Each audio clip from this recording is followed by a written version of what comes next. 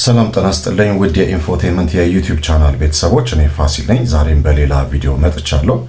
ዛሬም ይዤላችሁ የቀረብኩት ባለፈው ለመጨረሻ ወይም ደግሞ መጨረሻ ላይ በሰራውላችሁ ቪዲዮ መሰረት ለ75 ለሚያክሉ ሀገራት የኢሚግራንት ቪዛ ወይም የስደተኞች ቪዛ እገዳና ክልከላ እንደተደረገ በአሜሪካ ይታወቃል። ስለዚህ ያ የቪዛ እገዳ ደግሞ ተግባራዊ መሆን የሚጀምርበት ወይም ደግሞ ኢፌክቲቭ የሚሆንበት ጊዜ ኦሬዲ ጀምሯል። ጥር 21 2026 ጀምሮ ስራውን ጀምሯል ማለት ነው። በዚህ መሰረት የስደተኞች ጉዳይና በዛ የሚመለከተው የዲፓርትመንት ኦፍ ስቴት አጠቃላይ በተለይ ከ75 የሚያክሉ ሀገራት ገብተው በመንግስት በአሜሪካ መንግስት ጡረታና ድጎማ የተለያዩ አይነት ጥቅሞች ስር የሚኖሩ ዜጎችን የሚገመግምበት የተለያዩ ጉዳዮችን የሚመረምርበት ሁኔታ ነው እንግዲህ እና በዛ ጉዳይ ላይ በተመለከተ ዛሬም አንዳንድ መረጃዎች መስጠት አስፈልጎኛል። ምክንያቱም ባለፈው ባቀረብኩላችሁ ቪዲዮ መሰረት 75 የሚያክሉ ሀገራት የቪዛ እገዳ ሲጣልባቸው ምን አይነት የቪዛ እገዳ ነው የተጣለባቸው የሚለውን ተመልክተን ነበረ። ሆኖም ግን ከዛ ጋር በተያያዘ ማጥራት የሚያስፈልጉ አንዳንድ ጉዳዮች አሉ። ምክንያቱም 75 ሀገራት ተከለከሉ ማለት ሁሉንም ዓለም አቀፍ ሀገራት እንደማይመለከት ማወቅ ያስፈልጋል። ሌላኛው ነገር ደግሞ 75 ሀገራቱ ይሄንን የቪዛ እገዳ ሲጣልባቸው ወይም ክልከላ ሲደረግባቸው ይሄ ትርጓሜው ምንድነው የሚለውን ደግሞ የበለጠ ማጥራት ከማስፈለጉና አንዳንዶቻችሁም ደግሞ በሰራውት ቪዲዮ ኮሜንት ሴክሽን ላይ የገባችሁ ጥያቄዎችን ከመጠየቃችሁ አንፃር ዛሬ አንዳንድ ማብራሪያዎችን ይዤላችሁ መጥቻለሁ። ስለዚህ እስከ መጨረሻው ድረስ ይሄንን ቪዲዮ እንድትከታተሉ ጋብዛችኋለሁ። እንግዲህ ቀጥታ ወደ ጉዳያችን ስንገባ እንደሚታወቀው የትራምፕ አስተዳደር በአበሻ ከጥር 13 ቀን 2028 ወይም ደግሞ በፈረንጅ አቆጣጠር ከጥር 21 2026 ጀምሮ ለ75 ለሚያክሉ ሀገራት የቪዛ እገዳ ማድረጉን ወይም ክልከላ ማድረጉ ይታወቃል። ይሄ ክልከላ ኢንዴፊኒትሊ የሆነ ክልከላ ወይም ደግሞ ጊዜያዊ የሆነ እገዳ ነው። ሙሉ ለሙሉ የሚቋረጥ ወይም ሙሉ ለሙሉ ተርሚኔት የሚደረግ እገዳ አይደለም። ይሄ የመጀመሪያው ነገር ነው። ሆኖም ግን በዚህ የእገዳ ወቅት ምንድናቸው ሊጣሩ የሚገቡ ጉዳዮች ብሎ የአሜሪካ መንግስት ወይም የአሜሪካ አስተዳደር የያዛቸው ጉዳዮች ምንድናቸው የሚለውን እንመለከታለን። እንግዲህ በዚህ ወቅት የአሜሪካ የውጭ ጉዳይ ሚኒስትር ወይም ዩኤስ ዲፓርትመንት ኦፍ ስቴት ማለት ነው ከ75 ከተመረጡ ሀገራት ላይ የሚመጡ አመልካቾች የኢሚግሬሽን ቪዛ መስጠትን አቁሟል። ኦልሬዲ ስራውን ጀምሯል። እንግዲህ ይህ ማስታወቂያ የትራምፕ አስተዳደር ስደተኞች በራሳቸው መተዳደር የሚችሉ እንደዚሁም ደግሞ ለአሜሪካውያን የገንዘብ ሸክም የማይሆኑ መሆናቸውን እንዲያረጋግጡ የሚያደርገውን ግፊት ያነሳሳ ጉዳይ ነው ማለት ነው። እንግዲህ በዚህ የእገዳ ወቅት የውጭ ጉዳይ ሚኒስቴሩ ከፍተኛ ስጋት ካለባቸው ሀገራት ማለትም ከነዚህ 75 ሀገራት ማለት ነው እንግዲህ ከፍተኛ ስጋት ካለባቸው ሀገራት የሚመጡ ስደተኞች በአሜሪካ ውስጥ የበጎ አድራጎት እርዳታ ወይም ደግሞ ዌልፌር የሚባለው ወይም ፐብሊክ ዌልፌር የሚባለው ማለት ነው እንዳይጠቀሙ ወይም ደግሞ በመንግስት ላይ ጥገኞች እንዳይሆኑ ወይም ፐብሊክ ቻርጅ እንዳይሆኑ ለማረጋገጥ ፖሊሲዎችን፣ ደንቦችን፣ መመሪያዎችን በሙሉ የሚገመግምበት ወቅት እንደሆነ መመልከትና ማወቅ ይገባል። እንግዲህ ይሄ ማለት ምንድን ነው? ግምገማ ነው። እዛ ጋር ምርመራ የሚደረግባቸው ጉዳዮች አሉ። ስለዚህ ይሄ ማለት በሌላ አባባል ይሄ የተደረገው እገዳ ወይም የተደረገው ክልከላ ጊዜያዊ እንጂ ሙሉ ለሙሉ ቋሚ የሆነ እገዳ እንዳልሆነ መታወቅ ያስፈልገዋል ማለት ነው። ይሄ አንዱ እንድትይዙት የሚያስፈልገው ነጥብ ነው። ስለዚህ የአሜሪካ መንግስት ይሄንን እገዳና ክልከላ ከ75 ለሚመጡ ሀገራት እገዳ ያደረገው ለጊዜው ነው እንጂ ሙሉ ለሙሉ እንዲቋረጥ እንዳላረገ ወይም እንዳልተወሰነ የሚያስታውቅ ወይም የሚያሳይ ነው። እንግዲህ አንዳንድ ጉዳዮችን ከዚህ ጋር በተያያዘ አንዳንድ ጉዳዮችን እንመለከታለን። ይሄውም ደግሞ ምንድነው የውሳኔውን ስፋትና የተመረጡትን ሀገራት ያው እርግጥ ነው የተመረጡ ሀገራት 75 ሀገራት እነማን እንደሆኑ ከዚህ ቀደም በዝርዝር ተመልክተናል። አፍጋኒስታንን ብንመለከት አልቤኒያ፣ አልጄሪያ እያልን ብንሄድ 75 የሚያክሉ ሀገራት ኢትዮጵያ ሀገራችንን ጨምሮ ማለት ነው በጣም በርካታ ሀገራት ከአውሮፓም ከላቲን አሜሪካም እንደዚሁም ከአፍሪካ ከኤዥያ ከተለያዩ የዓለም አህጉራት የተመረጡ 75 ሀገራት ላይ ነው ክልከላው የተደረገው። እንግዲህ ይሄ ክልከላ ሲደረግ ምን ውሳኔዎች ናቸው በዚህ ወቅት የሚደረጉት? ምን ነገሮች ናቸው የሚደረጉት? እነማንንስ አይጨምርም የሚለውን እና ሌሎች መብራራት ያለባቸው ጉዳዮችን በአጭሩ ለማብራራት እሞክራለሁ። እንግዲህ ይህ የቪዛ አሰጣጥ ማቆም ውሳኔ ከጥር 21 2021 ጀምሮ ተግባራዊ መደረግ ጀምሯል። እንግዲህ ውሳኔ በዛ ወቅት እስከ ጥር ወይም ደግሞ እስካለፈው ጥር 21 2026 ድረስ ውሳኔ ያላገኙ ጉዳዮችንም ጭምር ነው የሚጨምረው። ያ ማለት ጊዜያቸው ጉዳያቸው እየታየ በነበረበት ጊዜ ጥር 21 2026 ደርሶ ያ ቪዛ ካልተሰጣቸው ያ የቪዛ እገዳ እነሱንም የሚመለከት ነው። እነዚህ 75 የሚያክሉ ሀገራት ላይ ብቻ ማለት ነው። ስለዚህ ጉዳዮችን እገዳው እስኪነሳ ድረስም የሚመረጡ እነዚህ አዳዲስ አመልካቾችንም ጭምር ይሄ እገዳው ይመለከታቸዋል ማለት ነው። ስለዚህ አንድ ሰው ጉዳዩ እየታየ ባለበት የቪዛ ፕሮሰሱ እየተካሄደ ባለበት ጊዜ ጥር 21 2026 ኢፌክቲቭ መሆን ይጀምራል የተባለው እገዳ ወይም ደግሞ ይሄ ሰው ከ75 ከተጠቀሱት ሀገራት መካከል ቢሆንና ጉዳዩ ሳይጨረስ ወይም ደግሞ ቪዛውን በትክክል ሳያገኝና ዜግነቱን ሳያገኝ ይሄ የቪዛ እገዳ ቢመጣ ወይም ደግሞ ቪዛውን ሳያገኝ ይሄ ነገር ቢመጣ እሱንም ይመለከተዋል። ያንን ቪዛ ማግኘት አይችልም። እገዳው እሱንም ይመለከታል ማለት ነው። ስለዚህ ይሄንን ማወቅ ያስፈልጋል።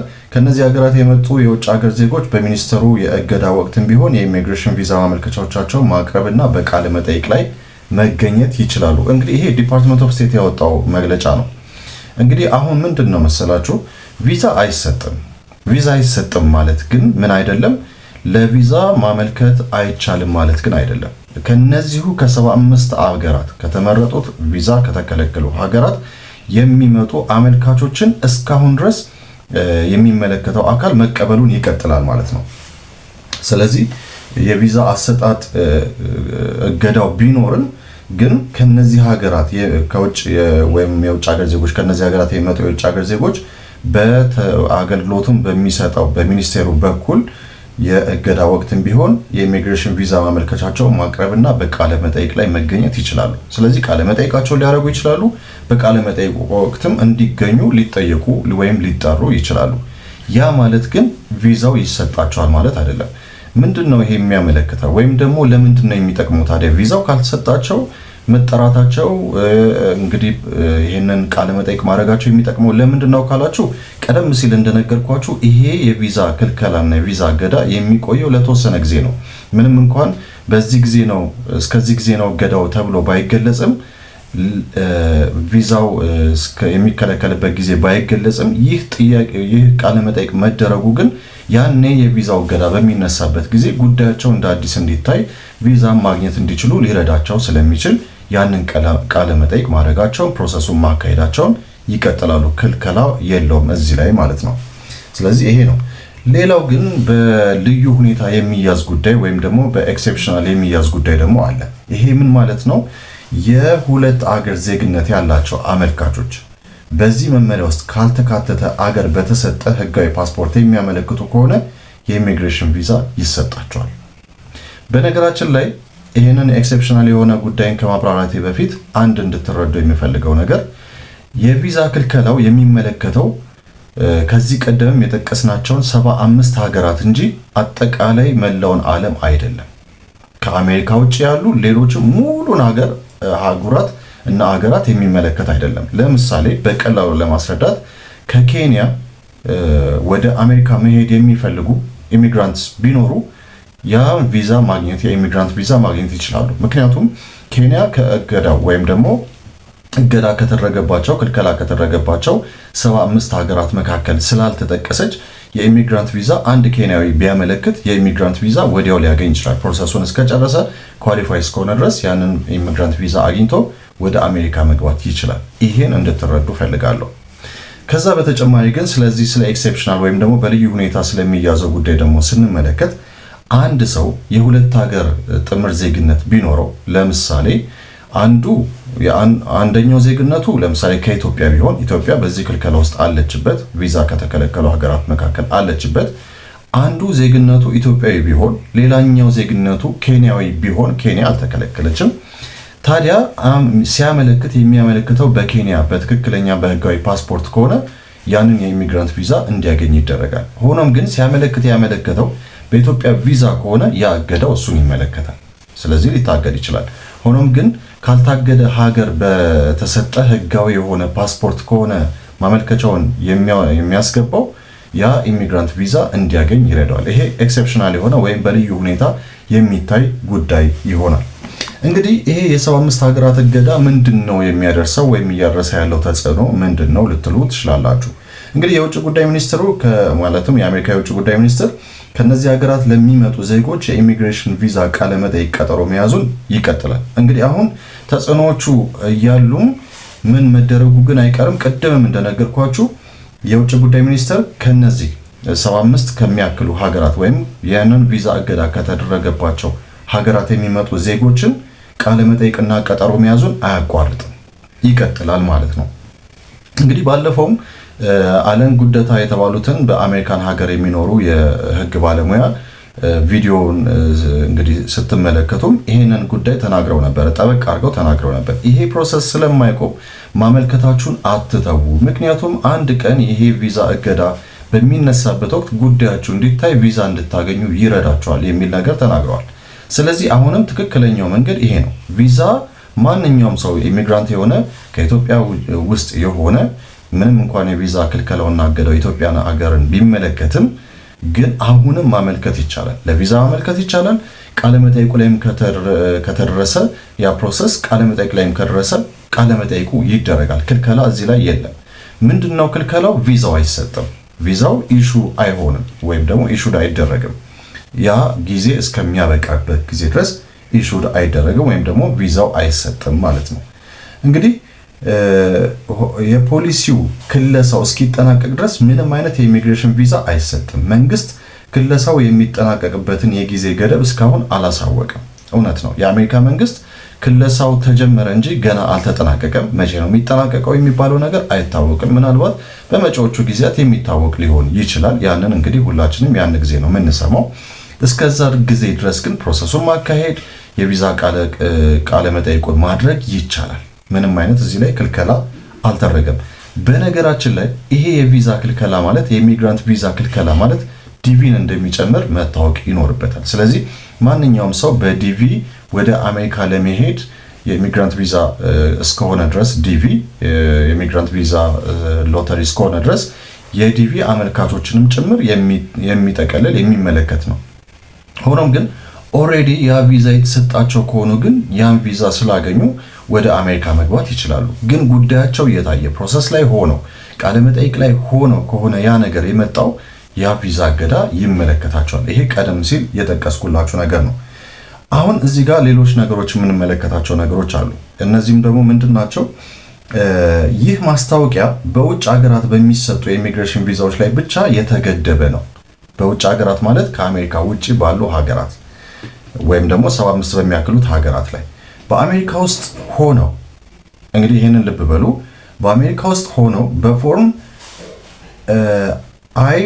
I-485 ወይም አጀስትመንት ኦፍ ስታተስ ነው የሚባለው በኩል የቋሚ መኖሪያ ፈቃድ የሚያመለክቱ ሰራተኞችን ሊነካ አይገባም ይላል። ስለዚህ አሜሪካ ውስጥ ሆነው በአሜሪካ ውስጥ ሆኖ በፎርም I-485 አጀስትመንት ኦፍ ስቴት በኩል የቋሚ መኖሪያ ፈቃድ የሚያመለክቱ ሰራተኞችን ሊነካ አይገባም። ስለዚህ የመኖሪያ ፈቃድ ለማግኘት የሚያመለክቱ ማንኛቸውንም አሜሪካ ውስጥ ያሉ ከነዚህ ሀገራት የሚሄዱ ቢሆኑ ያንን አይመለከትም። ይሄ ጉዳይ ከአሜሪካ ውጭ ያሉ የሌሎች ሀገር ዜጎችን እንጂ አሜሪካ ውስጥ ያሉትን ዜጎች የማይመለከት መሆኑ ሊታወቅ ይገባል። ስለዚህ በአሜሪካ ውስጥ ሆናችሁ ከሆነ ይሄ ጉዳይ የደረሰው እናንተን አይመለከትም። ግን ምንድነው ከአሜሪካ ውጭ ያሉ ዜጎችን ግን በሙሉ የሚመለከት እንደሆነ መታወቅ ይገባዋል። ሆኖም ማለት የፎርም I-485 ማመልከቻዎች በዩኤስ የዜግነትና ኢሚግሬሽን አገልግሎት ወይም USCIS የጥር 1 ቀን 2026 ሆልድ ኤንድ ሪቪው ወይም ደግሞ ግምገማ ማለት ነው። ሆልድ ኤንድ ሪቪው ግምገማ ነው። ፖሊሲ መሰረት በ39 የተመረጡ ሀገራት ዜጎች ላይ አስተዳደራዊ መዘግየት ሊያጋጥማቸው ይችላል። እንግዲህ 39 የሚያክሉ ሀገራት ደግሞ የተመረጡ ሀገራት አሉ፣ ክልከላ የተደረገባቸው መዘግየት የተደረገባቸው። ከነዚህ ሀገራት መካከል አሁን እንግዲህ ብሪፍሊ ወይም ደግሞ ዲቴል በሆነ መንገድ እነዚህ ሀገራት የትኞቹ ናቸው የሚለውን አሁን እዚህ ጋር አልጠቀሰም። ከዚህ በፊት ግን የተዘረዘሩ ሀገራት አሉ። ስለዚህ ከነሱ ሀገራት መካከል የሆኑ በአሜሪካ ውስጥ የሚገኙ ከሆነ ይሄንን I-485 የተባለውን ቅጽ በሚሞሉበት ጊዜ ግን መዘግየት ሊያጋጥማቸው ይችላል። አይከለከሉም፣ ግን መዘግየቱ ግን ሊኖር ይችላል። ከነዛ ውጭ የሆኑ ግን ከሆነ ከዛ በኋላ ይፈቀድላቸዋል ማለት ነው። ስለዚህ ይሄ ነው እንግዲህ አሁን አጠቃላይ እዚህ ጋር እንድትረዱ የምፈልገው ነገር የመጀመሪያው ነገር እነዚህ 75 ሀገራት የቪዛ ክልከላቸው ጊዜያዊ መሆኑ አንድ ልትረዱ የሚገባው ነገር አንዱ ይሄ ነው። ይሄ ጊዜያዊ የሆነ ክልከላ አንድ ቀን ይነሳል። የሆነ ጊዜ ሲነሳ የቆሙ የነበሩ ፕሮሰሶች በሙሉ ቀጣይነት ይኖራቸዋል ወይም በቀጣይነት ይደረጋሉ ማለት ነው። ትልቁና ዋናው የአሜሪካ አስተዳደር ይሄንን ግምገማ የሚያደርግበት ምክንያትም ከዚህ በፊት በተደጋጋሚ እንደተነጋገር ነው በአሜሪካ መንግስት ጥገኝነት ስር እንዳይኖሩ ወይም ደግሞ የሚኖሩ ሰዎችን ለመገምገም ከዚህ በኋላም ደግሞ ወደ አሜሪካ የሚሄዱ ዜጎች የአሜሪካውያን ጥገኛ ወይም የአሜሪካ መንግስት ጥገኛ እንዳይሆኑና በራሳቸው መስራት እንዲችሉ በትክክለኛው መንገድ መስራት እንዲችሉ ከአሜሪካ ምንም አይነት ጥቅም ማግኘት እንዳይችሉ ለማገድና ያንን ለመገምገም የወጣ መመሪያ እንጂ ከዛ ውጭ ያሉትን ሌሎችን በሙሉ የማይመለከት መሆኑ ይታወቃል።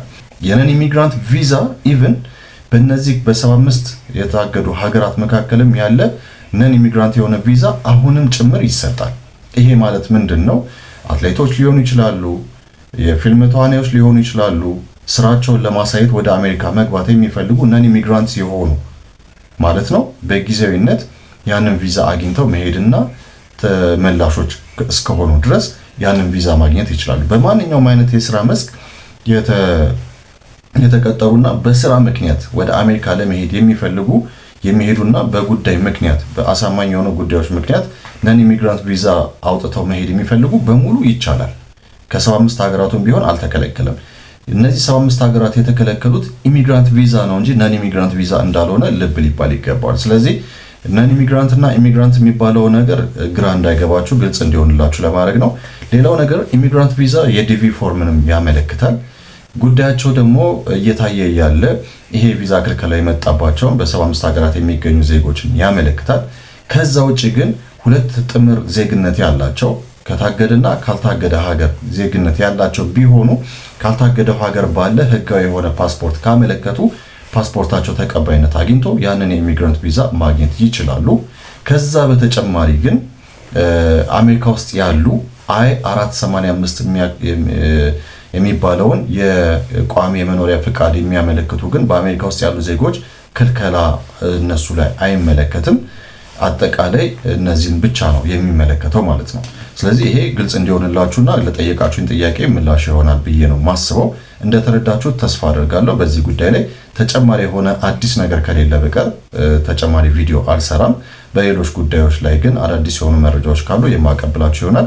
ከዛ በተጨማሪም ደግሞ ከዩቲዩብ ጋር የተያዙ በተለይ እንደምታውቁት ይሄ የዩቲዩብ ቻናል ሲጀመር ጀምሮ የዩቲዩብ ቱቶሪያሎችን ነው የሚሰጠው። ስለዚህ ከዩቲዩብ ጋር የተያዙ አዳዲስ የሆኑ ለውጦች ከ2025 መጨረሻዎቹ አካባቢ ጀምሮ 2026 መጀመሪያዎቹ ላይ የዩቲዩብ አፕዴቶች አሉ እየተደረጉ ነው።